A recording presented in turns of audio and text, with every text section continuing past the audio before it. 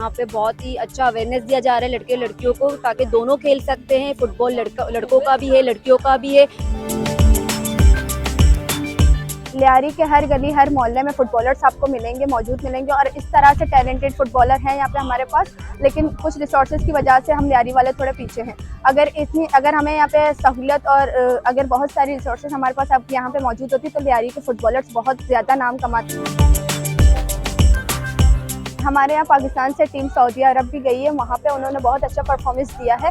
हम इस बात से ये वाज़ेह होता है कि हमारे जो फुटबॉलर्स हैं वो स्पेशली गर्ल्स वो कुछ भी कर सकती है और उन्होंने सऊदी अरब में इस तरह से परफॉर्मेंस दिया है और पाकिस्तान का नाम रोशन किया है। मैं बस ये कहना चाहती हूँ कि हमारे यहाँ पे फुटबॉलर गर्ल्स को थोड़ा कम सपोर्ट किया जाता है यहाँ पे स्पेशली पाकिस्तान में।